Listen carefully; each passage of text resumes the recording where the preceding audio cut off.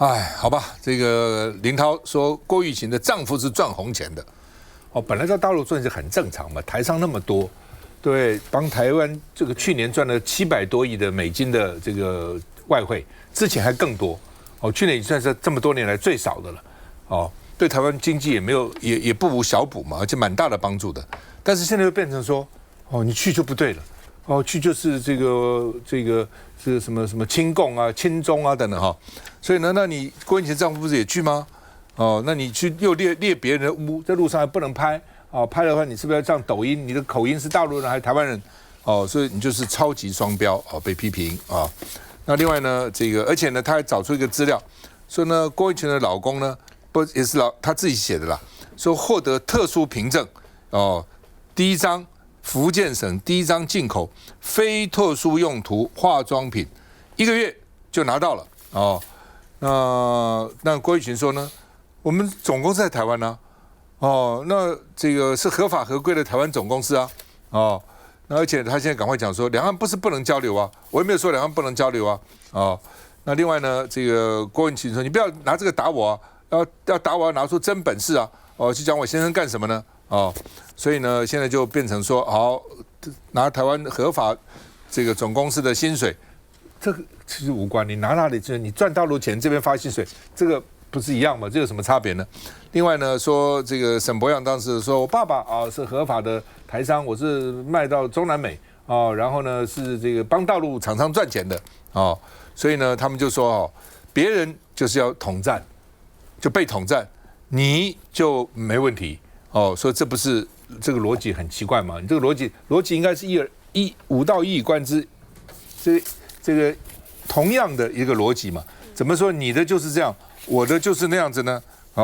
而且呢，这个主要的我在看他为什么能够在1个月之内拿到这个核准证照，因为福建的时候在搞一个什么示范区啦，所以你在那个地方呢，这个就优惠你特别快所以呢，这个这边他公布一个叫做31项惠台措施了，又有66条惠台措施了，所以呢，他现在成立叫颜路易生物厦门有限公司成立，所以因为有这个惠台措施，所以很快就拿到进口的这个执照了来，我们看一下。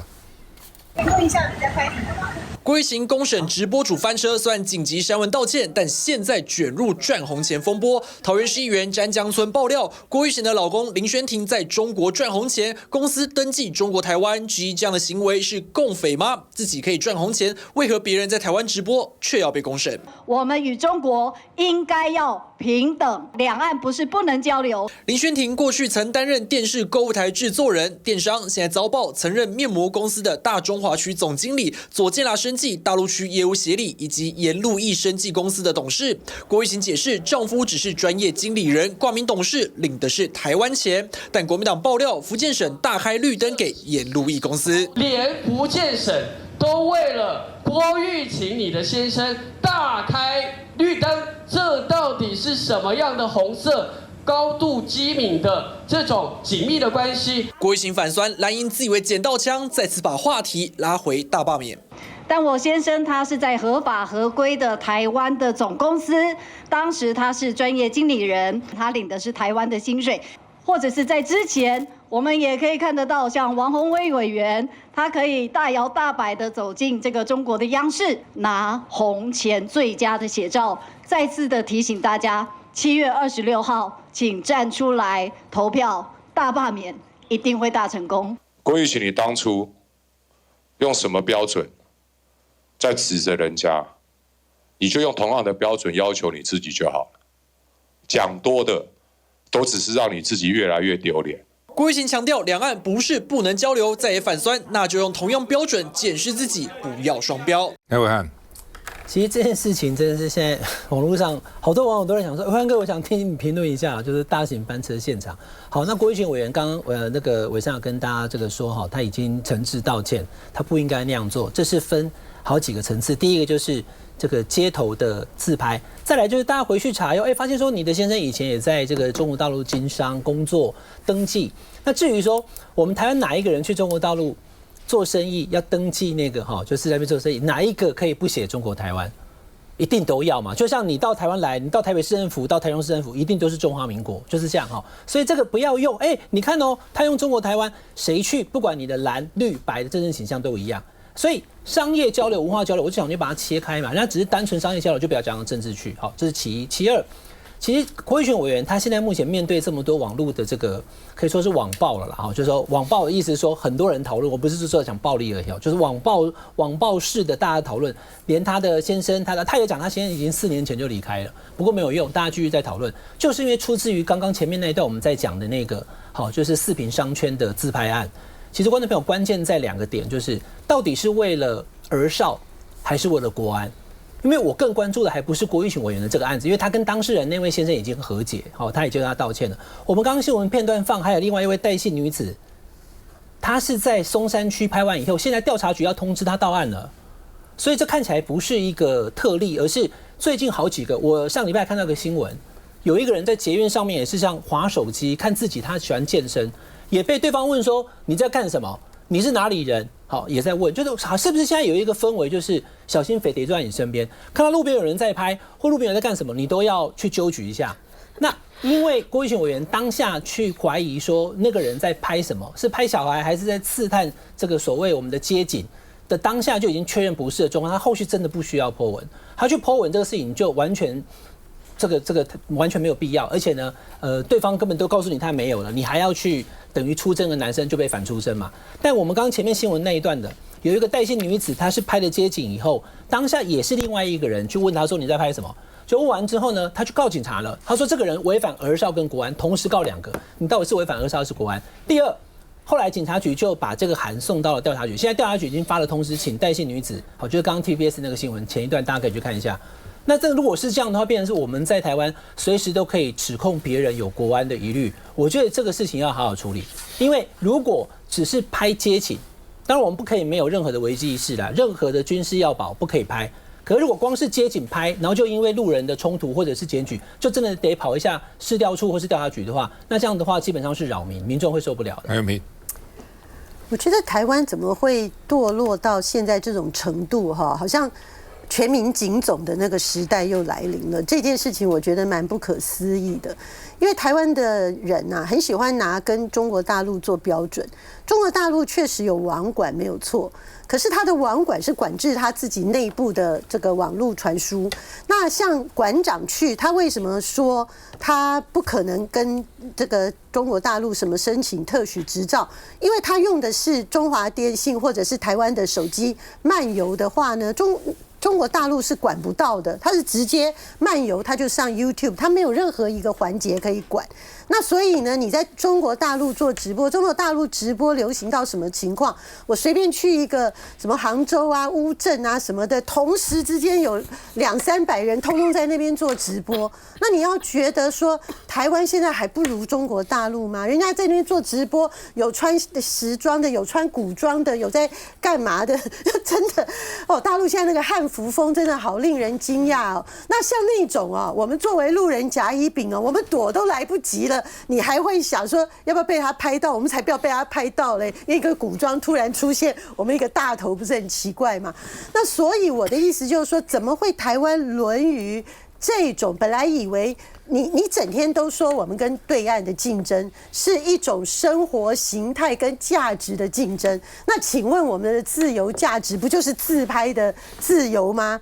不就是自由讨论问题的自由吗？民主的价值不就是在这里吗？就这些现在这些没有。那我最介意的就是我们现在的检调，你是没事干了吗？我们每一个礼拜的诈骗金额呢，都不断的在创新高啊。然后你们这些警察、调查局人员还有时间，人家一个在那边拍街景、自拍自嗨，想要保存生活记录，或者自己跟自己的朋友在做直播的，你还要去关心他们，你这是不是假霸修言啊？那如果不是，如果这真的是民进党的政策，那我觉得大罢免后面没有真的实施戒严令。可是全台湾要真正的钳制我们的生活自由的一个很大的民进党的执政大阴谋呢，我觉得大家要非常的注意这个后果。哎，我想哦，就是说，不要老共怎么你啦，你自己里面打来打去，搞得怀疑来怀疑去，把自己搞垮了。休息一下再回来。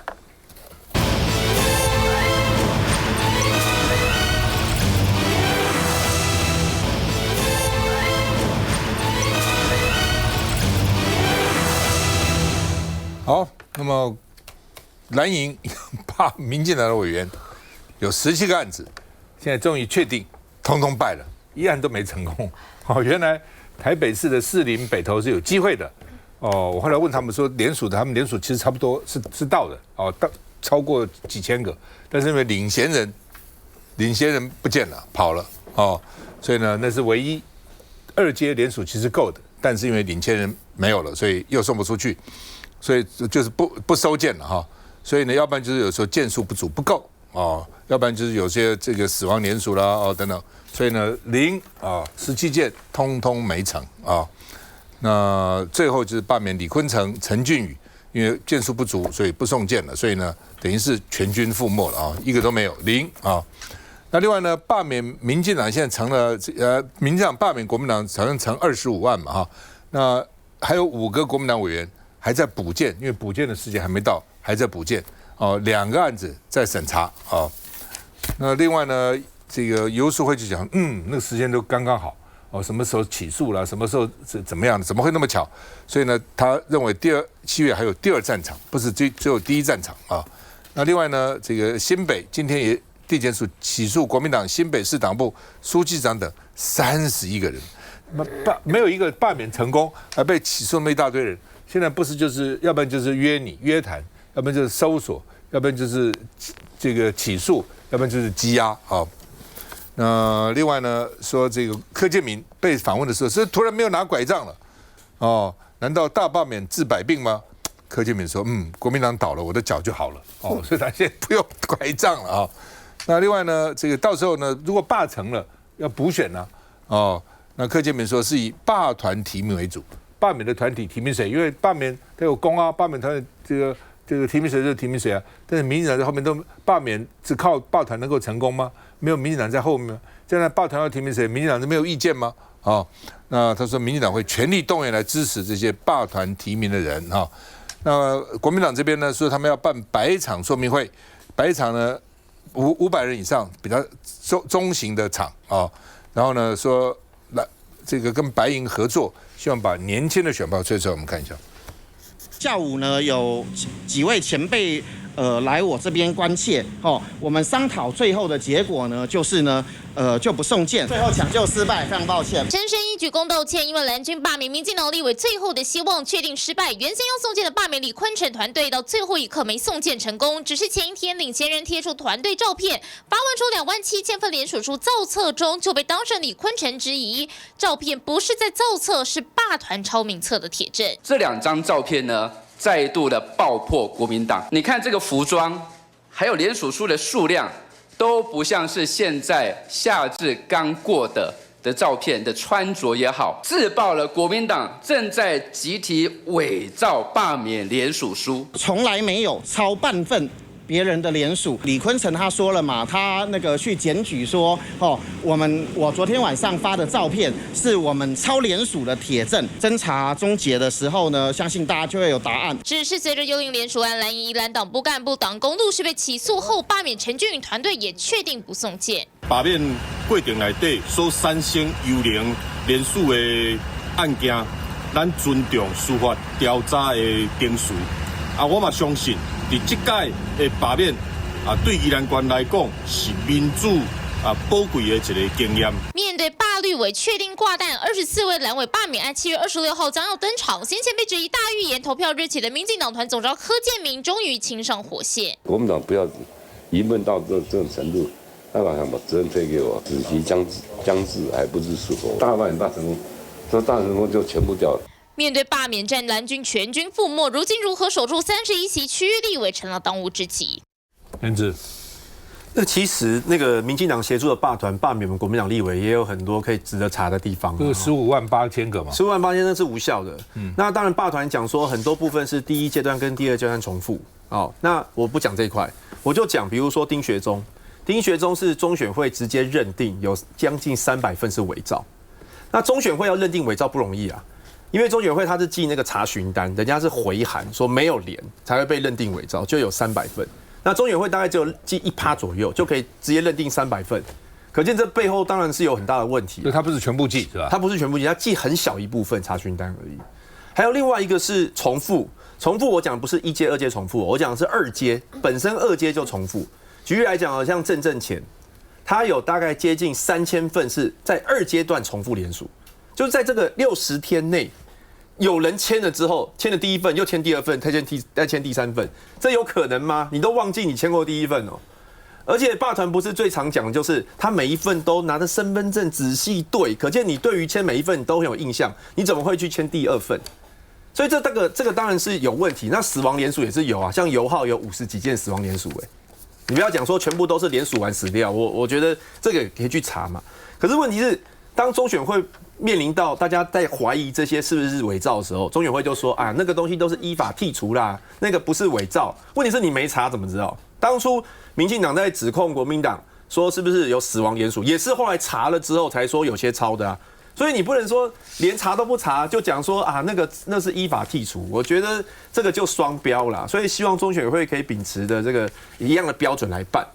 那现在看起来就是民进党赖清德总统讲的什么团结10讲，那个其实就是罢免的起手式啦。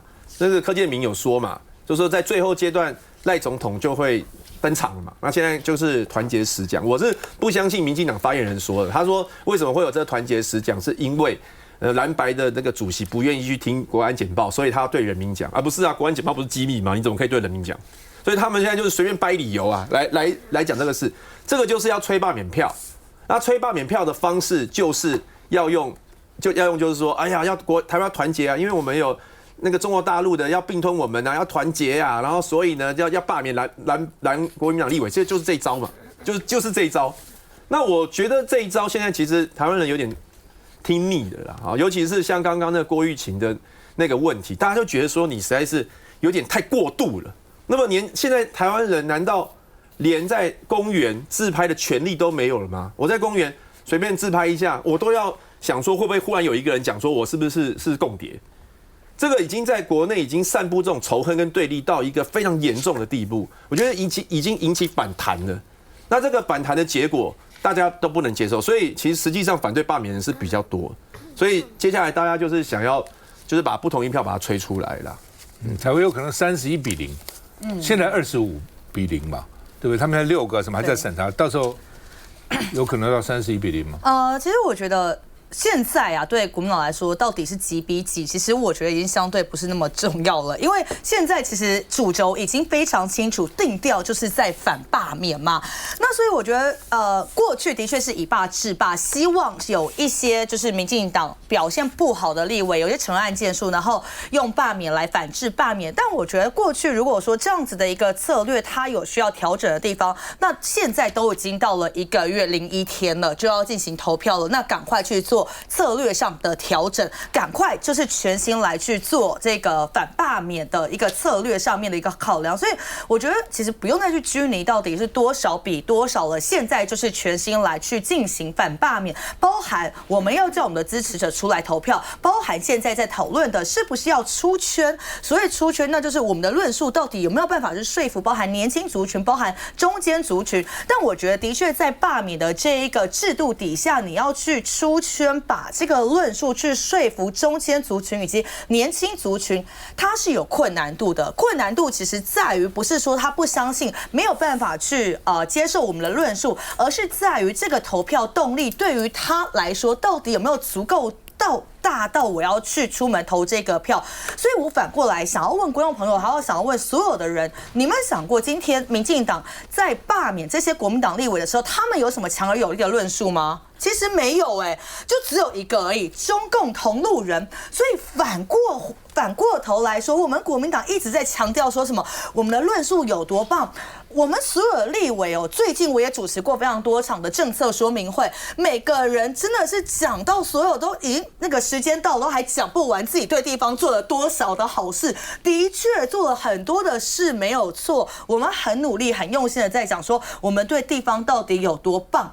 但是我们的支持者回过头来就是比较不喜欢投票，所以我想要告诉不仅是蓝营的支持者，还有中间选民，你们自己去对比，你就知道这个罢免的游戏有多夸张。今天他没有任何的论述就要罢免你，但是今天我们告诉大家我们有做了多少的政绩在地方，但是你还不出来投票。你们自己想一想，这在一个民主国家，这是正常化的吗？我想不是哦。所以回归到最后，民主国家还是要走向民主制度，而我们的罢免制度，它就是相对是有缺陷的一个制度了。确实啦，那个采薇刚才讲到哦，我觉得是一个很困难的宣传关键呐。其实发展到今天哈，你说31:0还是31:1、31:2有意义吗？没有意义。我觉得反正呢，你全部都是罢蓝的，还比较好宣传。哦，就是对蓝的来讲，就是宣传说你要投的是不同意票。哦，你就不至于说有的区域你要投这个不同意票，那有的区域你又要去投同意票，所以我觉得某些罢团的发起人，他到现在这个阶段，他说算了，他都不要送件了。我觉得也不用一定想说他自己很心虚啊，他有这样考虑啊。其实整体上来讲，我觉得现在把7月26号也好，或者8月份还有另外一波的投票也好，把它单纯化。就是你如果反对赖清德、反对民进党的这些莫名其妙的做法的人，你就是出来投不同意票，因为讲到你要实际动员出来投票，它不是接电话的民意调查，它不是这个我们平常在这边表达一下言论那么简单。你要真的有一个动力，你7月26号这一天，你要真的把时间留下来你原本可能有出游的行程或者有什么样的安排呢？你要做调整，而且呢，你要真的走到投票所去投下那一票。那这是我认为现在对于国民党籍的这些立法委员最挑战的事情，就是你要让你的选民知道，他必须在那一天出来，而且投的是不同意票。我觉得这个是一定要大做宣传，而且一定要强化、要克服的难关跟挑战。休息一下再回来。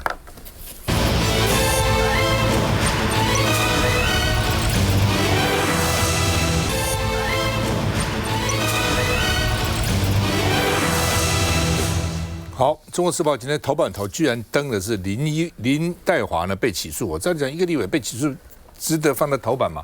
但林岱华不一样，他指标，他有指标性哈。因为呢，他原来做各种民调，高雄市想选市长的人，林岱华都是第一名。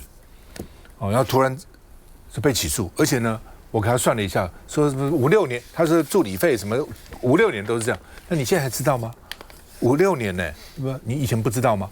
或者这个时候起诉他呢，就被别人怀疑是不是在养案了？好，这个你不莽动，你不躁动就算了，你躁动就立刻起诉你啊！被人家这样认为啊，主要还是助理费，这助理费也不是第1年的助理费，很多年了哈。那另外呢，说他用亲人做人头，所以呢领走1500万啊，所以被起诉了啊。那另外呢，这个起诉啊，那怎么办呢？蓝绿都说我们要尊重司法，尊重司法啊。那另外呢，雄检是说这个林岱华呢领好领满因为用人头助理月薪呢21万，比立委还高那林岱华呢就说我是问心无愧，但是呢我必须要捍卫我的名誉多年从政就是清白没有一天松懈也相信司法会水落石出我在想他心里其实根本不相信另外呢，对高雄的服务不会停我会撑过这场风雨那民进党联政会今天要讨论到底要怎么处理它另外呢，地方也在质疑了，说奇怪林岱华这地方的风评不错民调很高，是不是赖清德在清理2026的战线非我族类把你干掉那陈其迈说呢，这个林岱华还没有退选，初选越快越有力整合。那目前因为在台南呢、高雄都被认为说民进党提名谁胜算就蛮高的所以呢，这个初选就抢得很厉害。那到底是谁？原来有5个，那现在许明春退出了，早知道我就不参加什么要长初选的退出了。那林岱华现在昨天被起诉了，那现在剩3个许志杰是陈其迈的同学，邱意莹是永援会跟正国会支持的，赖瑞隆陈局嫡系，而且还说这个赖清德大赖挺小赖有这样的说法哈。那现在局势为不明朗，林岱樺会不会脱党参选？如果民进党不提名他，会不会脱？因为起诉到1审、2审、3审，到定起码5年、8年以后的事情了哈。那另外黄国昌说用司法追杀政敌哈。那另外呢，台南市国民党团讽刺说同党不同命，为什么呢？因为呢，这个林怡瑾也设助理费，还在侦查里面，就担任林俊宪的市长参选团队的总干事，所以呢，怎么一个就被起诉，一个还在那侦查当中？我们看一下。涉单诈领助理费遭检方起诉，想角逐高雄市长初选的民进党立委林岱樺，不只要面对司法，24号晚上还得面对廉政会，到时将讨论是否比照郑文灿停权3年。一审判决有罪，就必须要予以处分。涉案当事人他是社会知名人士，可能会影响到民进党的清廉形象。法院还没有判决，我们也是会加以处分的。一旦林岱樺被停权，等同丢了初选资格。原本党内民调最高的他，是否可能脱党参选？高雄市长的角逐，那党有非常清楚的规范，我们的清楚规范包括我们有严明的纪律原则，所以我们的廉政委员会也好，乃至于后续的中评会也好，都会循过去的往例来启动。巧的是，林岱樺起诉同一天，邱意莹高雄竞总正式成立，不调合体总统和市长陈其迈。邱意莹似乎也在收编林岱樺的永延会势力，而赖瑞荣、许智杰同属新系，但对比下，赖瑞荣是中评会主委，比许智杰更接近权力核心。邱意莹和赖瑞荣早被柯志恩视为对手。林岱樺被起诉我说实在，他是目前台面上整个初选当中实力最好，也是最认真的。那这件事情对他来说，几乎可以断定他未来在民进党的初选当中就已经出局了。即便林岱樺被起诉，但基层实力雄厚的他，未来也将牵动绿营的高雄初选。来，发言人。是我们当然尊重司法现在的这样的一个调查，那我们静待司法后续的这个判决。那最重要的是党当然有自己的党章，那所以我们依相关的规定，在廉政会、在中评会可能会对他做出相关的调查，然后相关的这个决议。那所以这个还是要交由这个共识决来做这个决议。那所以现在大家可以稍安勿躁，那可以等待最后的这个结果。梁文汉怎么看？因为林岱樺在这个就是被起诉之后发了4点声明，简单讲就是3个重点。第一个，我相信我的清白；第二个，我相信司法。那刚刚那个画面，导播再给再放一次。他到时候被调查的时候，他是讲司法破坏，所以事情搞这么大嘛。可是就那一天，政治干预司法干预初选。那一天非常激烈的抗争，那出来以后到现在为止没有再讲过。可是我们用现实来看哈，因为刚刚廉政会这个TVB 的记者也访问了嘛哈，今天刚好开会。那个是例会，所以不是为了林岱樺啦。那林岱樺本人没有出席，所以今天不会做处置。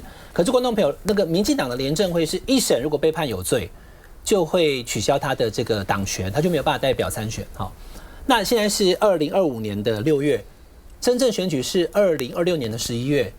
他在真的选举之前，一审出来有结果的几率非常高，所以你要说，他还继续选，那个基本上就降低。所以刚刚5个图，本来五虎将许明春跟林岱樺几乎不会成为民进党的高雄市长参选人，但是对国民党柯志恩来讲的话，如果林岱樺他脱党参选，然后变三哈都，那柯志恩的机会就会提高了。那现在目前在高雄 hold 住这局那个人叫陈其迈，陈其迈他未来的远景，我相信2026年以后。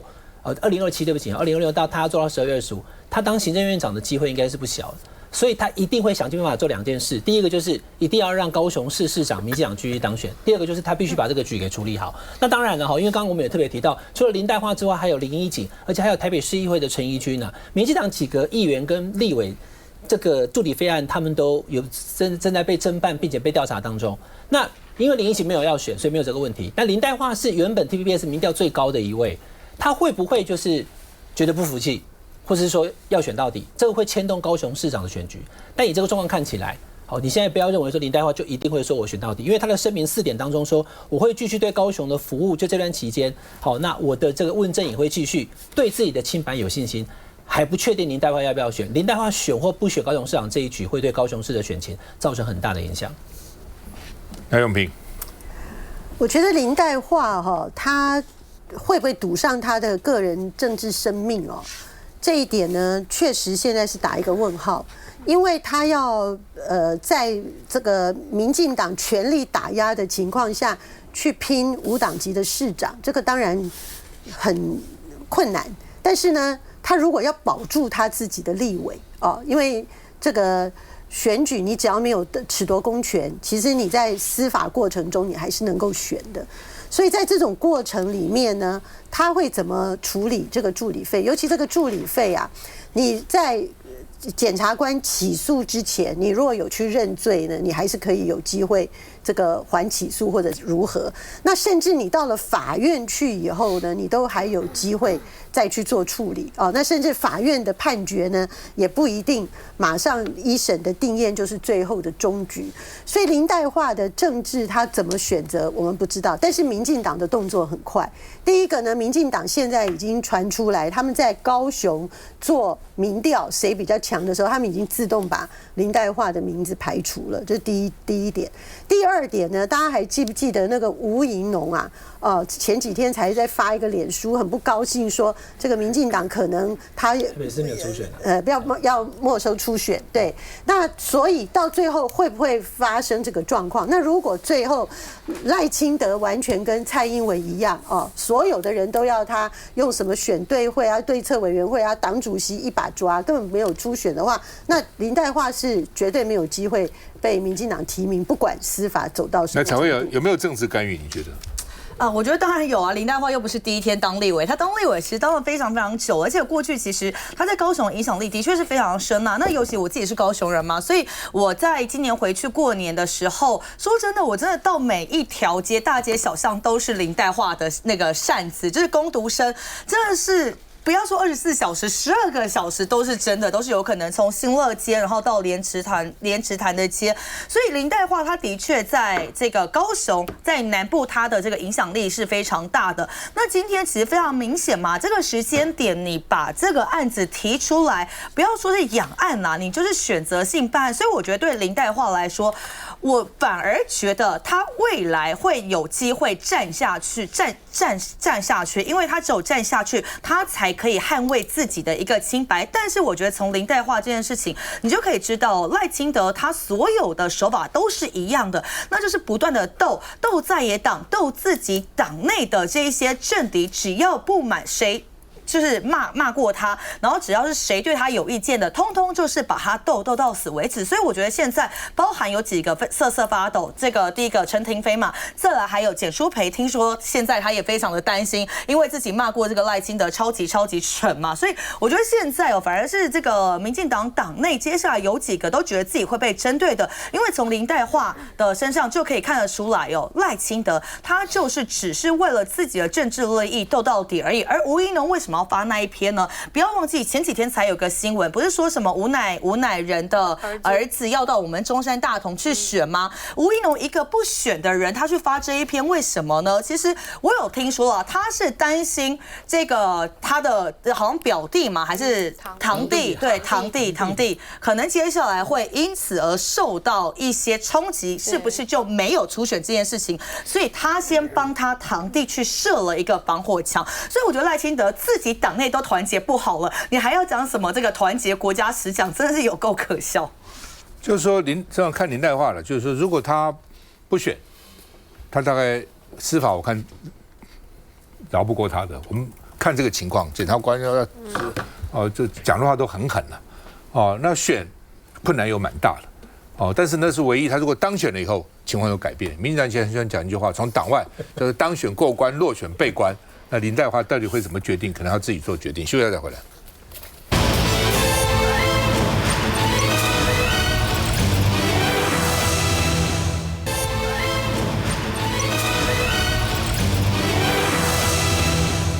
好吧，张世刚是秀了两张照片了啊。经济部长郭志辉了，跟他的公司以前的公司叫崇越了啊，频频接触了，一个这个照片，一个还是餐厅啊。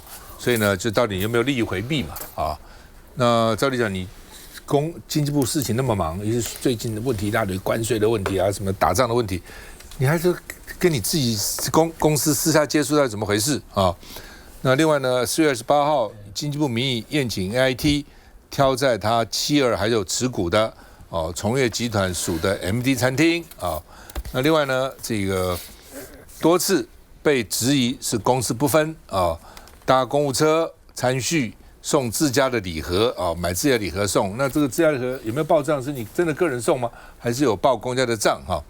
那另外呢，大家比较关心的是，你10月电价还涨不涨了？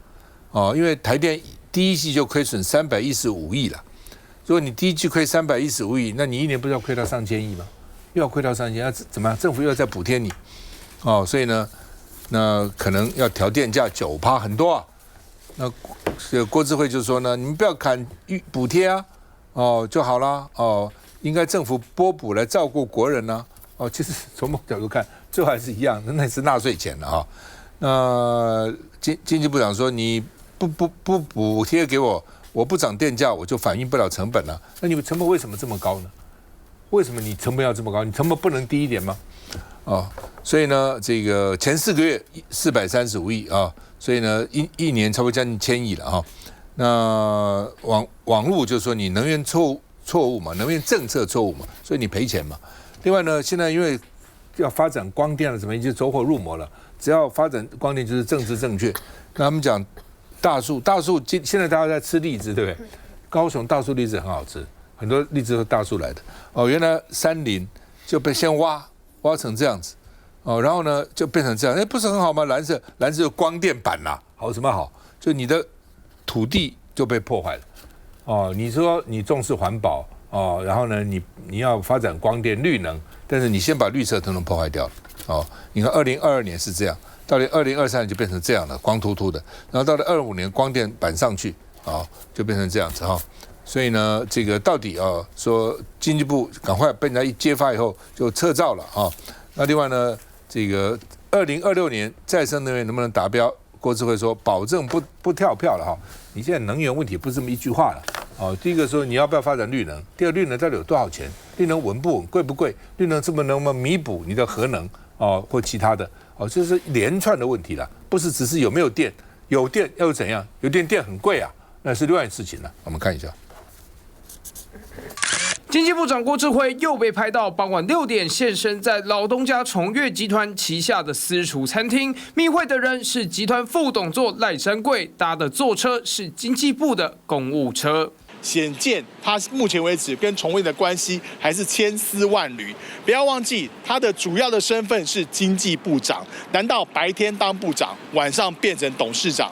有人说郭智慧和崇越的关系千丝万缕，因为光是4月份28号，郭智慧就已经花了22万请客 AIT， 至今现在单据都还没有看到。17号又被拍到密会副董座赖山贵。同样是4月份，郭智慧30号和政经人士餐叙，每个人手上拿的礼盒也都来自崇越集团旗下的安永鲜物。从宴客餐厅到伴手礼，郭智慧和崇越密切联系，就被质疑利益回避在哪里。我们这个问题，各位如果要问经济部，我们有发言人，好，这个发言人来统一回答。部长不能发言吗？谢谢大家，好不好？简单讲一下。是部长不能发言吗？立院被询拒绝回应媒体，这下真的要问发言人在哪里？但截稿前经济部没有回应。郭智慧只要一天没和老东家切割干净，和崇越来往的剧情，或许还是会有下一集。利益回避哦，这个原则我相信对于绿色权规是完全不适用的啦。大家还记不记得？我来提几个哦，大家看哦，霸团呢可以用民团的名义跟国家来去申请相关的经费，许明春呢也可以用他的经费来去开他个人演唱会。那这样相较之下，说真的，我认为郭部长啊，他假公济私，然后拉抬自己企业体的一些品牌，我觉得相较之下好像也没那么严重了。这就是现在民进党执政下来让大家看到的，原来呀，利益回避、绿色权贵就是不适用，公私不分，假公济私就在我们的郭部长上面显露无遗。那也可以看得出来，包含到刚刚我们有特别提到的光电板，现在在台湾真的是遍布全业。但是现在的状况是什么？如果你只要不是绿色权贵，不好意思，马上撤照，这个就是一个实质的状况啊。如果今天你有关系，那就没有关系啊。但是现在的状况是，全台湾人可能会因为你的关系而影响到整个我们的能源政策方向。所以郭部长啊，如果今天啊，你可以好好的用假公济私来拉抬你们家的品牌私厨，我觉得情有可原。但是你可不可以花一点心思，不要再跟人民大脆够，不要再跟人民来去反驳，然后我们就好好的看一下现在的能源政策到底该怎么办。所以我们可以看到哦，包含到我们刚刚讲到的，像我的选区，我们一整周已经不知道有跳电多少次了，但是现在的能源部长你却完全没有办法去好好的跟经济部长来去协作，来去看我们现在台湾面临的实质问题。如果再这样下去的话，不好意思啊，真的董事长你自己赚饱饱，部长真的就惨兮兮了。这个张思刚他提出来这两张照片是在这个宴请 AIT 更早之前啦，所以这个照片是过去式。那现在顾智慧部长他也讲得很清楚，那一次的宴请是因为这个过去是这个老同事，也是经济部过去的这个同仁，所以有所这个私人的互动。而 AIT 他也是自掏腰包，所以完全没有使用公帑的状况。而我们都知道，在吃饭的时候，我们选择的餐厅一定是要是自己有所信任的，尤其跟 AIT 的官员，你难道不需要确保这个餐厅是没有问题？不会把这个事情泄露出去？这样的一个环境吗？所以我觉得他挑自己信任的餐厅是理所当然的。不过回到刚刚的能源政策，美国也是能源大国，跟 AIT 在交往的过程中、交流的过程中，也一定会谈到所谓的能源相关的事宜。所以我觉得这样的互动并没有任何的问题。而现在能源最大的问题是台电没有办法接受拨补，因为这个预算还卡在立法院。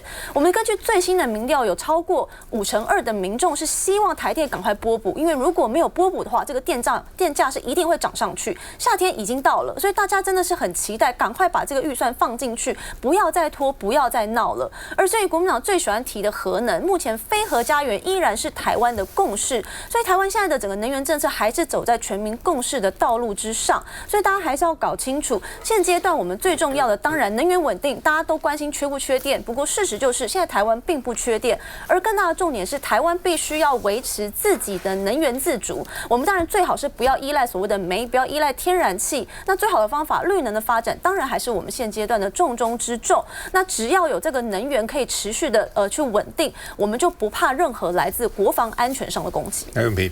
发言人哦，不要满口哦都学习赖清德讲的都不是事实啦。非核家园有全民共识吗？你是没有看最近的民调吗？支持核电呢，已经高达60%的民众了。你的共识只有你们自己，你们这40%是不支持核电的，是40%啊。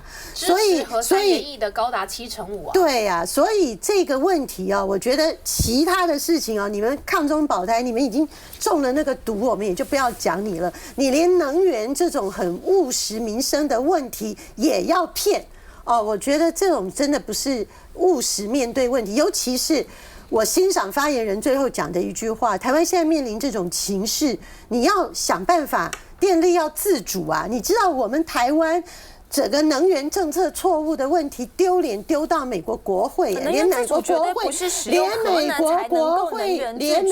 会议员都关键。让我讲完，连美国国会议员，这是我的时间好吗？连美国国会议员都觉得说，你台湾呢全部仰赖外界输入的石油、天然气呢，你造成了台湾安全上非常非常大的一个弱点啊！核能电力呢是一个自主发电最重要的一个来源，结果我们竟然放弃核电。对，民进党其实最喜欢讲美国，但美国其实都透过 AIT 希望我们台湾能够发展核电啊，还说核废他们要处理啊。那对美国就是自助餐嘛，就像这个就自动忽略。那不用核电的话，说要发展绿电，那绿电就是发展遇到瓶颈啊。现在光电破坏了环境，然后说如果光电减缓的话，要用地热来补。地热那个其实那个发电量都很小，水力也都很小，这都是随便画大饼啊。最后台湾的结果就是火力全开，所以才为什么很多燃煤机组他其实应该要退场了，但是呢就不退役，就在那边备着。只要以后缺电呢，就火力全开，那就影响大家健康嘛，而且电价也会上涨。所以这个能源政策就是如果民进党不愿意面对的话，台湾就会一直这样，空污越来越严重，然后电价越来越贵，然后甚至还有缺电的危机。那个郭志辉，我觉得他其实消失一段时间了，他大概40-50天都没有接受媒体访问，所以他仇恨值有降一些啊，因为他前一段时间的仇恨值很高。但我觉得我们大家更希望他专心的把台湾的一些经济搞好，特别是比如说关税政策，到目前为止我们都不晓得到底谈得怎么样。来，伟汉，现在这个1000亿到底补不补？哦，立法院如果补的话，经济部是讲说那就不用再这个涨电价，那不补的话呢就要涨电价。不过我觉得电价是小事啦，国家的能源配比政策，我觉得可以好好讨论一下。虽然上一次的国安简报没有开成，国事会议或者是朝野去谈能源会议也是可以的。那国资会部长去他自己的餐厅吃饭这件事情是非常的不妥，之前跟大家讲过的。但今天所看到那个是更之前，如果之后还去的话，那真的可以下台了。我好像立委在立法院问过这个政府说如果涨电价是